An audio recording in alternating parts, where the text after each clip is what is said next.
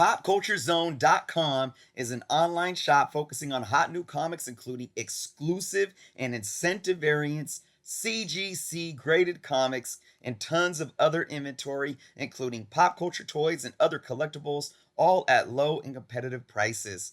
PopCultureZone.com ships all over the US. And if you are buying raw comics, they offer flat rate shipping of only $4.99. That's right, $4.99. Absolute craziness, right? And there's no taxes included, excluding New Jersey. Pop Culture Zone is also on eBay, where they hold a 100% positive feedback rating with over 8,000 completed transactions for this year alone.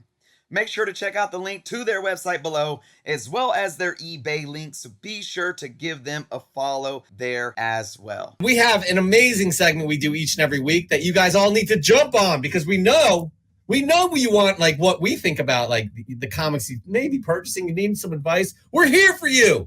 We are here for you. It's a fun segment called Props or Flops. Chris, take it away. All right, folks, Props or Flops, another segment that you guys get to get involved. You run the show. Yes, be part of the show. What you need to do is upload any comic book to IG. Use the hashtag Props or Flops, but of course, make sure you tag me at journos_comics. Make sure you tag Comic Book Canon as well. Tell us why this book interests you. So maybe it's a book that you haven't picked up yet, but you're speculating on, you're thinking about investing in it, you're thinking about making a purchase of this book, and you want to know our thoughts. Is this a good investment? Or it could be a book that you just acquired. You spent X amount of dollars on it. You found it at a yard sale. You found it in a thrift shop. You won it in an auction on Whatnot, whatever the case may be. You want to know if your purchase was a solid buy. We'll break down the market live on our show. And remember, folks, this is specific to the market. It is specific to investment. This isn't like, well, you know what? It's got a great cover, so I'm glad you bought it. No, this is specific to, are we looking at a return on investment for this book? That's what we're doing with Props or Flops. 3 books at minimum will be picked every week, so you guys will get a chance to have your books featured and broke down during the segment. And during this segment, we want your opinion too. If these books that your fellow audience members are choosing, we want to hear what you have to say, because they'd love to hear your thoughts as well. That's why y'all submit it. All right, let's get started here, shall we? Let's do it. First book. How about some Amazing Spider-Man? With Amazing Spider-Man number 4, of course, this is the J. Scott Campbell variant. Big shout out to Spidey Comic Collector. Anybody that collects Spidey is probably pretty awesome. Spidey Comic Collector. Amazing Spider-Man number 4, CGC 9.8. First appearance of Silk Conquest Campbell. Conquest Campbell? I don't know. Anyways, it is a J. Scott Campbell variant. Never apologize for the glare. Look at the census compared to the Ramos cover and Original Sin. At what price? The Original Sin is the trade dress on the cover A. At what price point is this a cop or a drop or a flop? Meaning, drop. I want to put it back. I want to buy it, right? Yes, it's in the graded slab resealable bag. Okay, so Spidey Comic Collector is asking, at what price would you give this a prop? So this is a unique approach. First off, the one thing I want to point out that they bring up here is, look at the census compared to, I'm going to tell you all right now, I don't, not to say that you guys shouldn't look at the census. I don't focus as much energy on the census as a lot of people do. The census can be very, can distort the data and the facts. You really got to look at each book. I mean, the census is, I did a video on this a while back. Just because the census is low for a book doesn't mean that, oh man, it's valuable. It just might mean that nobody cared about sending it in to CGC, right? Now, you got to look at this book. It is a key already, and it is a variant. So I don't know. I can't tell you because I don't have the print run numbers. But we're just going to look at the numbers right now, what this has been selling for at a 9.8. Okay, we're going to look at the last 4 sales. Going back to December of last year, $375. The next sale in April of this year was $722. Then the next sale in August of this year was $575. And then the most recent was about a month ago for $600. So what does this book have going for itself? Well, it is a key. It's a Spider-Man key. It's of a character that I do believe has a solid future in Marvel Comics. I'm not even talking about live action. But then you do have the live action speculation. We know we have the Madam Web coming up. This character could definitely show up in the Madam Web film. We've also had talks about Silk being in one of the Spider-Woman properties from Sony. We don't know for sure. There's a lot there, and I think that's definitely driven this book up, cover A specifically. I am not big on variants, incentive variants, et cetera, but if there is a key book, it's already a key, and it is an incentive variant, that helps. So because this is specific and it's just not, I bought this book or I'm looking to buy this book, props or flops, this individual wants to know the price point. So again, let's look at the numbers. Less than a year ago, it was sitting at $375. Then it about doubled to $722, but then it dropped some to $575. The last sale was $600. And what do I always tell folks, especially with the 9.8 that has very limited recent sales? Don't just look at last sale.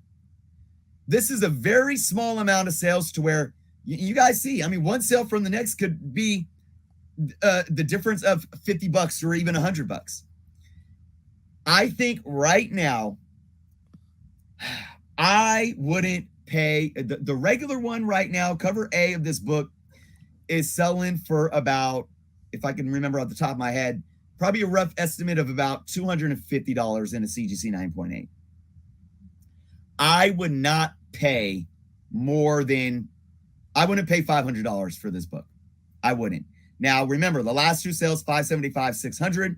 You got to take into consideration a couple of things. One, the economy.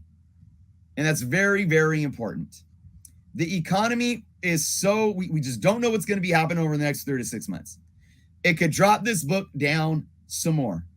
But you also got to understand that there has been spec on this book, and we might not get word of any type of Silk spec in the next 3 to 6 months. And that could draw more eyes off of this book. I wouldn't pay more than $500 for this book in a 9.8, but I'm going to tell you guys again.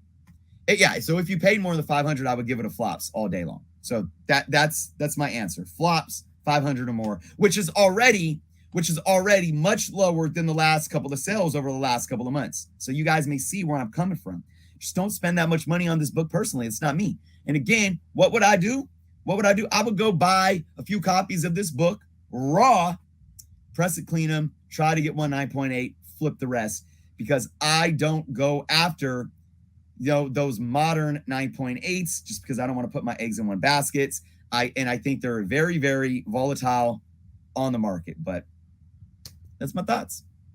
Joe, your thoughts. Oh, wait, did you give it a definitive?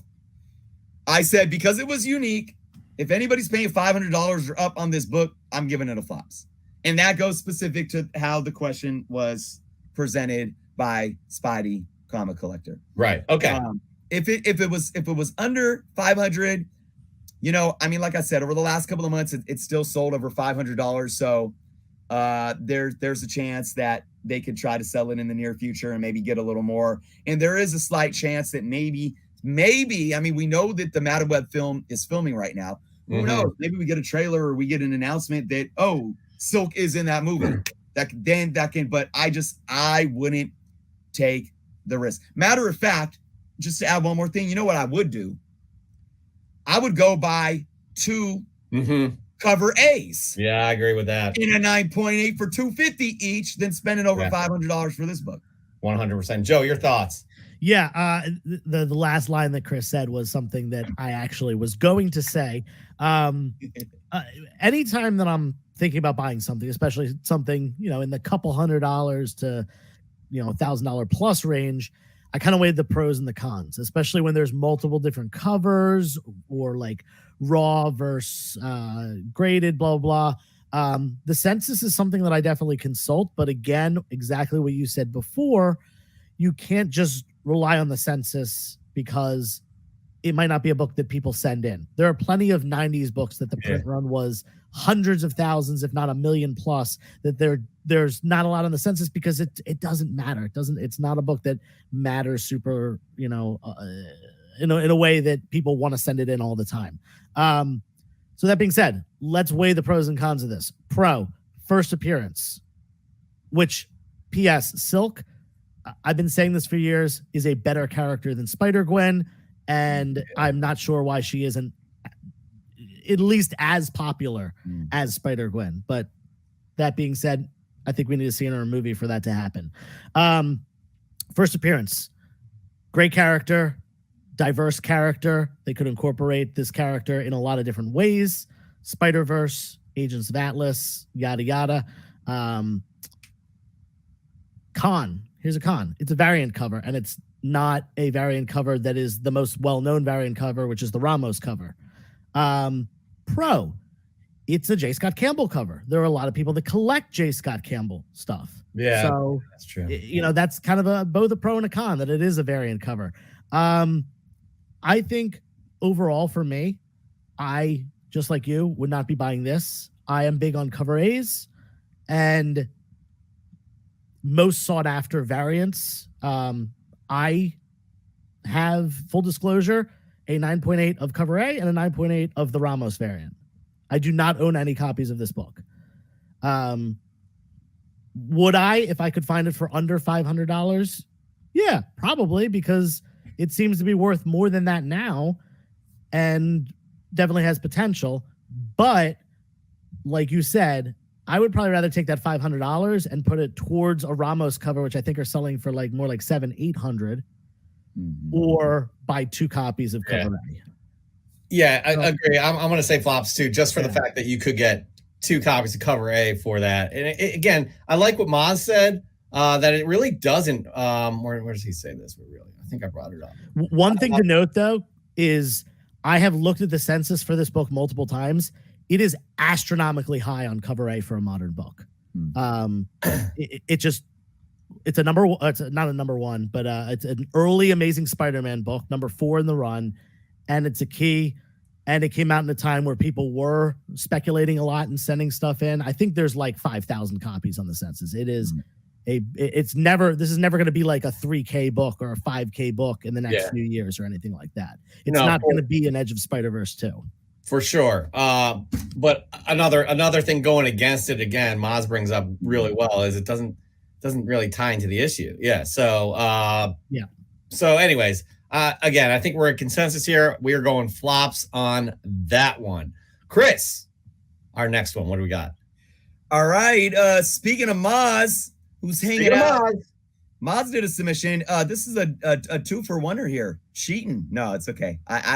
We want this stuff, guys. Again, give us your opinions in the comments too, props or flops. Also, be sending this stuff. Come on, hashtag props or flops. This is a fun segment. We love it. Absolutely. So we got some Man-Thing action. Maz Toy Box picked up these 2 issues today after watching Werewolf by Night on Disney Plus. Felt I needed to show some love. The price is definitely going up on these books. Just not sure if they will bottom out or maintain/increase any further. What are your thoughts on this, props or flops? Okay, so for those that don't know, we have Fear, aka Adventures into Fear. Fear number 10, which is the first solo story, and then Man-Thing number 1, the first solo title. That is volume 1, because there was another volume 2 that came out, I believe, in 1979 with a red cover. So, guys, if you are hunting down Man-Thing books, make sure you know the difference between the volumes, okay? So, 2 really, really awesome key books here for the Man-Thing character. Man-Thing showed up in Werewolf by Night, stole the show, loved it. The CGI looked great, all around. Great part of the story. So, I'm going to break these down, props or flops, for each individual book. Let's look at Fear number 10, which obviously came before Man-Thing number 1, volume 1. First solo story. We're going to look at the last for raw sales in about, I think it was the fine, very fine range. Okay. We're going to go back not quite a year, because the first sale on this list is in February. February, we got a book. Again, these are all about the similar grade range. $32 in February, jumped up to 58 in June. And then as soon as we had the I believe it was the trailer, right? With the little sneak peek, we had the still, and we were like, oh, that's Man-Thing. $139. $139. And then in October, so that was when the trailer hit. And then a couple weeks later, another one sold for $139. So you can see that huge jump just because of the spec hype, right? Now let's look at some high grade. We're going to look at 9.4s. And I noticed there were similar trends in some of the other lower grades. We're going to look at the last 4 sales. Going back to April of this year, $659, June, $699, and then as soon as the trailer hit, $1,000. 2 weeks later, $709. So basically back down to right around what it was selling for in June. I don't know what Maz paid for this book. Again, we're speaking specifically to Fear number 10. I don't know what Maz paid for this book, and you guys know me with this segment. What you paid matters. So here's the thing, Maz, if it depending on the grade, if this book is below a fine, very fine, he's got 8.5 to 9.0, the Fear 10. Okay. 8.5 to 9.0. So if you pay even for that grade, it's tough, man. I'm just gonna say straight out right now. I think buying this book after the show aired is ultimately a flop. It's ultimately a flop because look at what it did. It went from, it basically tripled in value just because of the spec hype. Okay. So it's a flop unless you got it for basically what it was selling for before that trailer. But this is a book, if you look at precedent over the years, has continued to gain value over the long term. Why? Because it's an early Bronze Age book and it's an awesome key for an awesome character. I think this book is probably going to cool off for sure. I don't think we're going to see Man-Thing for a while. And the book's going to cool off. And then it's going to probably maybe go up a little bit again when we see him again. And I do think one day this price point that it's selling here for this grade and raw for like $139, or say it hit $1,000 in that night before, but then went down to $700. 10 years from now, it's going to be at least hitting those numbers or be above it, because that's what books like this do, no matter MCU spec. But to buy this book right after, unless you bought it for what it was selling for before that trailer aired, I have to call it a flops. Now, let's go to Man-Thing number 1, volume 1, the first solo series of Man-Thing. We're going to look at graded books in a 9.0. And this was very similar for raw books, and very similar for graded books. But if we look at the 9.0, in June, it was selling for $169. July, another one in July for $180. And then when the trailer dropped, $395, $305, and then most recent, which was a couple weeks ago, $399. So not as much as a increase as Fear number 10. But if you look at this book raw and in other grades, it's been all over the place. It has been completely all over the place. Okay, so this is a nice solid 8.5. Interesting enough, folks. Now, the Fear number 10 has been a higher valued book, right? But the values of what Man-Thing number 1 had been selling for have been more consistent. There's been outliers all over the place, and that's what's been happening right now too, a little still, even after the trailer, and it hasn't spiked up that much. So again, it is all about what you paid for it. But I'm actually going to give this one props. Now you might ask, well, that doesn't make sense because they bought this book after the show too, right? When the hype's, at the hype. But again, this book hasn't been as volatile on the market. So I feel that this book actually has less vulnerability to dropping as much in the short term, which allows it to have even more ability to slowly increase for the long term. All right. So I definitely think that this book has been a lot smoother on the market. I give it a props, even though you bought it after the show. So a little bit of flops and props there, but ultimately still, even if you overpaid for these books right now, I'm not mad at it because you're gonna make out for these books in 10, 15 years, hands down. Joe. Yeah, I personally would not buy anything, as the show is coming out or shortly thereafter. Honestly, I usually stop buying stuff even at like announcements. Or maybe I'll grab something if there's a long space of time between announcements and a trailer. Right. But once I don't think I've bought a single thing after a trailer has hit. But there's the whole buy what you like thing. So not knocking anyone, but this is props or flops based upon the value of things. So if you went into a comic book shop and they hadn't, the day after the show aired and they hadn't repriced in a while, or the day, that's one thing, that happens sometimes. And you get this book, what would you say, $139? If you get the book for $50, $60, $70, yeah, you're absolute props. Good job. You can flip it right now, or you can just hold on to it if you want it in your personal collection. Obviously, situationally dependent. Normally, if someone told me, hey, I bought a Man-Thing book the day it came out, I would say flops. But depending on the price, one thing I will say that's making me lean more towards props is the grade of these books. You didn't go out and buy, a 3.5 reader copy. You didn't go out and buy, something that's not going to have investment level condition. Those certainly, a book from the early Bronze Age in a 8.5, even certainly in the 9s, high grade, great investment level. So, like I said, obviously depends on what you paid for it, but little bit of props, little bit of flops, just like Chris. Okay, I'm gonna be quick. I think it's props all around.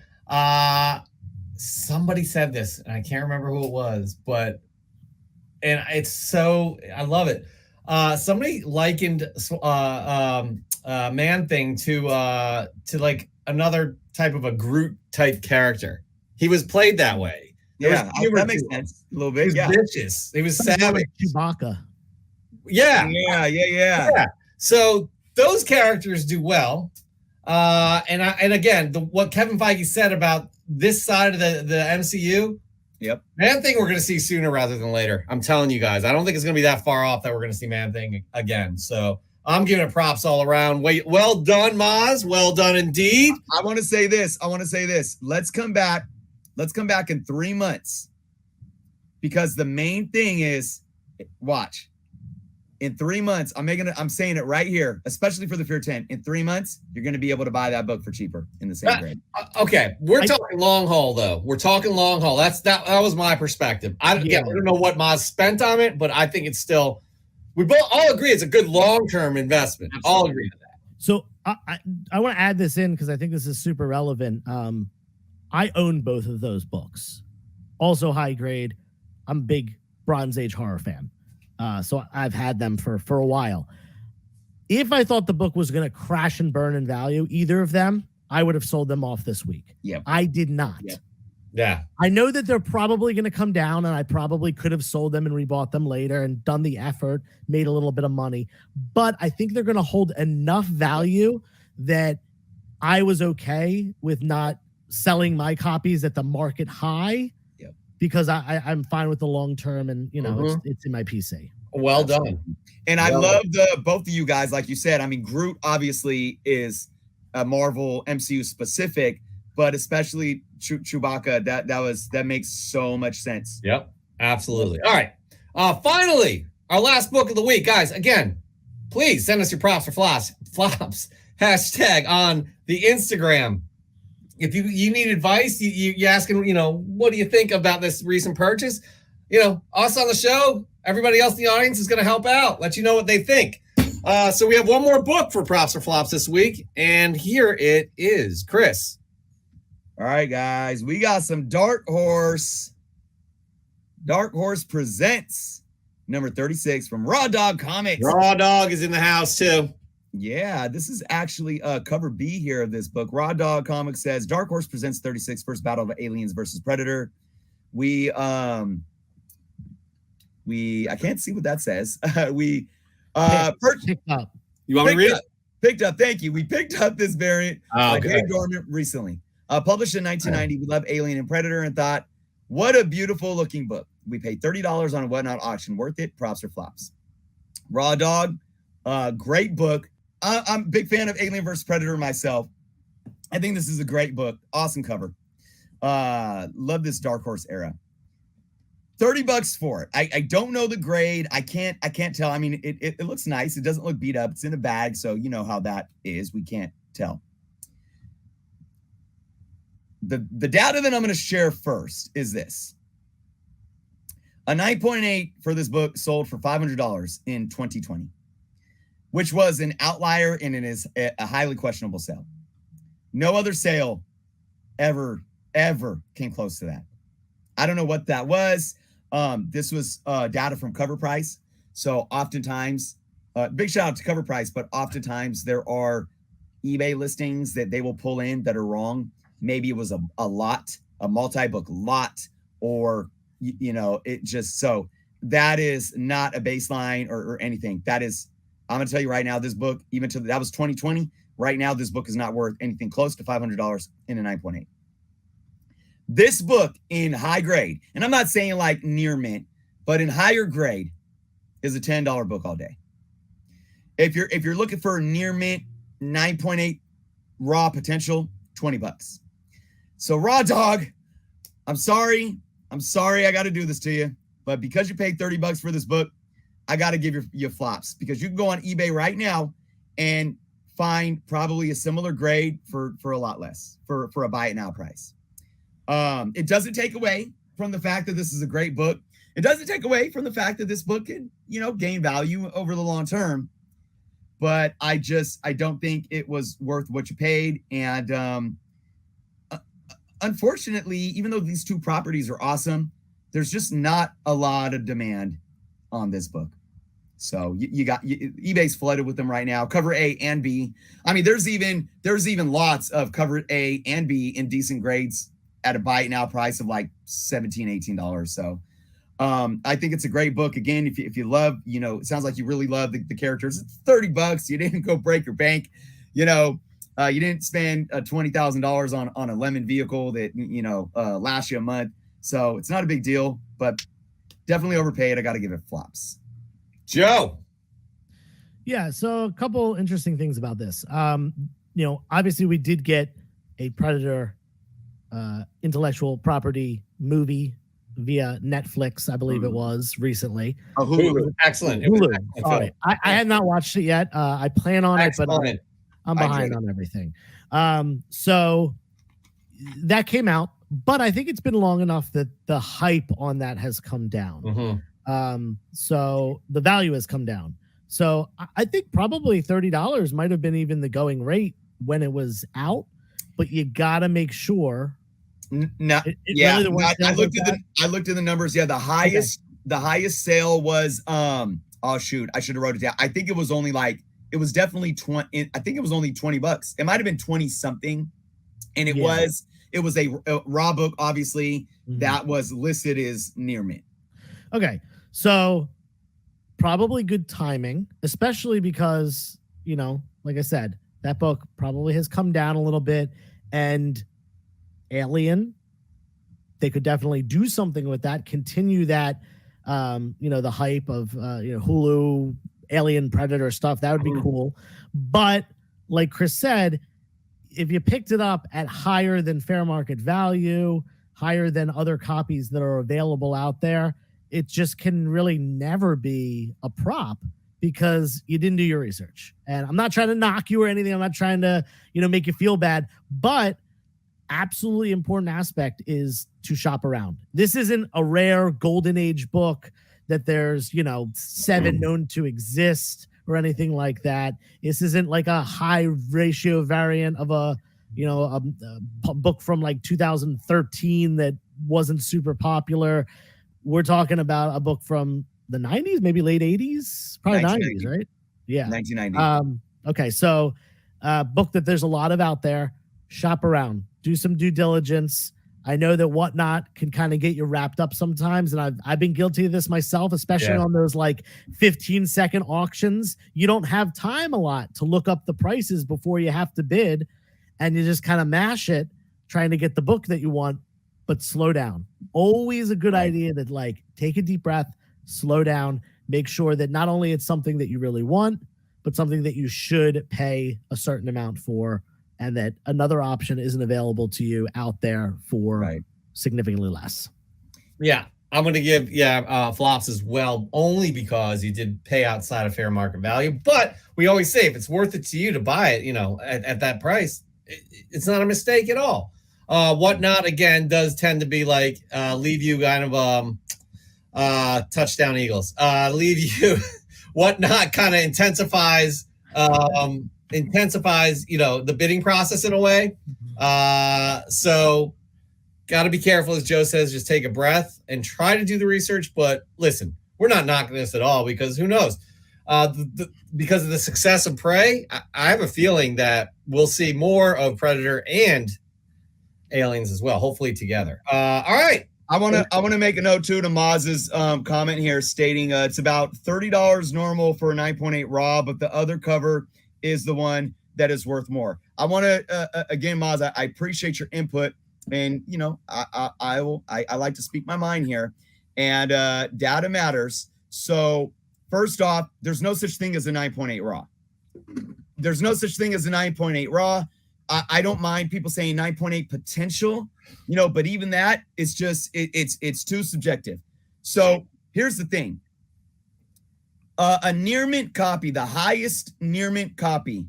And remember, we're taking the seller's depiction. It doesn't, I bought a book that I thought was near mint. I went and had it graded. It came back at 6.0. Yeah, that was in my, when I was still wet behind the ears and all that, but $20. And that was in August of this year, probably around, that was like not too far after we came out. The cover B, near mint raw, the highest sold, $20. If you go to cover A, the highest raw sold was $25 for technically a near mint, what the seller was saying was near mint plus. And that sold 2 years ago. Now, here's the thing. You might say, well, see, that was sold 2 years ago. It's increased in value. Well, no, it hasn't, because first off, you don't have an indicator of another book that was listed as near mint plus since then. And do you know what a near mint cover A sold for just yesterday? $9. Wow. $9. So I'm gonna again respectfully love you guys, Maz, love you, but I think that comment is a bit misleading when you look at the data. We got to be very specific with the data. I'll say it with my feet planted in the ground. This book, even in a 9.8 potential, whether it be cover A or cover B, was never a $30 book. We're not getting down on you. Again, buy what you like, pay what you want. Yeah, pay what you want. Did you look up what recent sale of a 9.8 was? Maybe I missed that. Did you say graded copies? Yeah. So the most recent 9.8 was it was in September for $349, but that was for cover A. So for cover B, None for cover B. yeah, I think it's been a while since there was a cover B that sold. Right. Right. Yeah. Because, yeah, the last one that sold was for 570.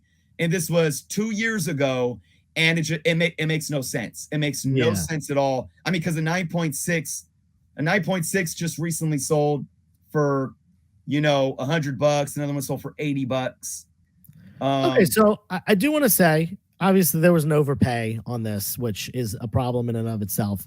But this book for $10, $15 could potentially be a good buy if you think it could get the 9.6 plus if it's selling for $80 and $100. Oh, always. Yeah. I mean, if you're looking at the differentiation and look on the positive side. If you pay $30 for this and it's 9.8 potential, I mean, you still have a high percentage of being able to make money off of the book. So if you want to look at things like that, then that's perfectly fine. But I'm just looking at specifically how we gauge a fair market value of a raw comic.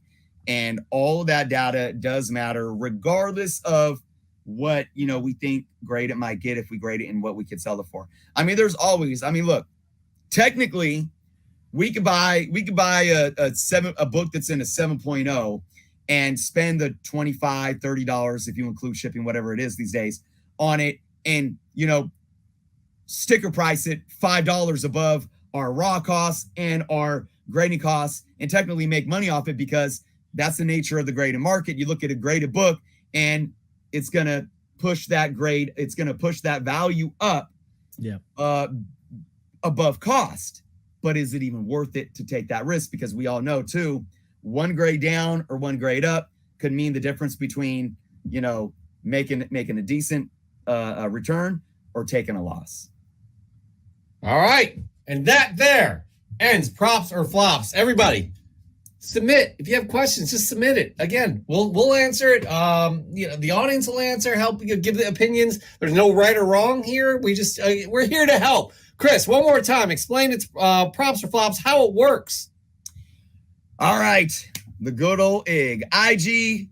Get on IG, upload any comic again, a comic that you just purchased. You want to let us know what you paid for it, if you did good, and if we're going to give it a props or flops. If it's a book that you are looking to speculate on, invest in, and you haven't pulled that trigger yet, let us know. And let us know what you're thinking, like why you're looking into it. Let us know, I was looking at it at this store and they're selling it for X amount of dollars. Should I pick it up? Use the hashtag props or flops in your post. Make sure you tag me and Comic Book Cannon on IG as well. Tell us why the book interests you, like I just said. And of course, we will break down the market live on our show. Until next week.